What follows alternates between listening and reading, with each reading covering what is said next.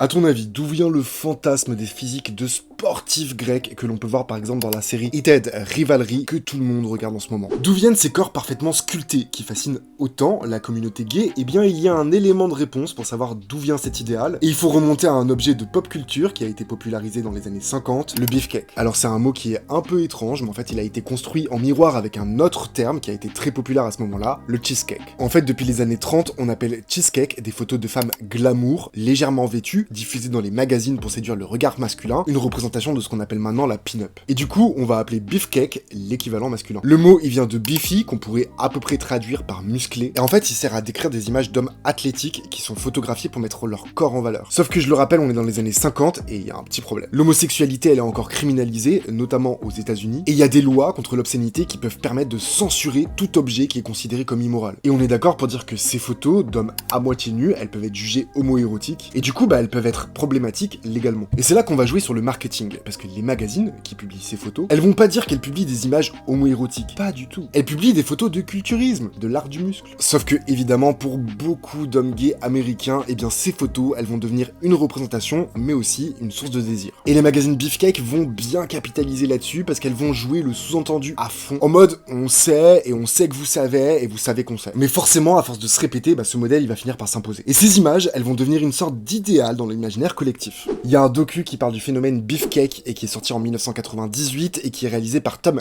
Fitzgerald. En fait, le film il retrace le parcours du photographe Bob Miser et l'univers du magazine Athletic Model Guild. Le documentaire mélange images d'archives, témoignages, mais aussi reconstitutions, et il montre comment ces photographies de culturisme, présentées comme de simples études physiques, ont en réalité façonné toute une culture visuelle gay clandestine. Alors c'est là que la question elle devient intéressante. Si cette esthétique elle existait surtout pour contourner des lois qui maintenant n'existent plus, si elles étaient vraiment destinées à rendre le désir visible malgré la censure, pourquoi existe-t-elle encore aujourd'hui? Maintenant, on a assez de médias ou de réseaux pour diffuser des images de représentation ou de désir. On n'a plus besoin d'utiliser des sous-entendus, et franchement, on veut plus en utiliser. Du coup, pourquoi ce cliché continue de perdurer? Alors on est d'accord pour dire que le beefcake, c'est qu'un élément de réponse à tout ce cliché, mais je trouve quand même la question intéressante, donc n'hésitez pas à me dire ce que vous en pensez dans les commentaires. En attendant, si par pur hasard t'es tombé sur cette vidéo et que t'as aimé mon contenu, n'hésite surtout pas à t'abonner à mon compte Very Nasty Stories. Ciao.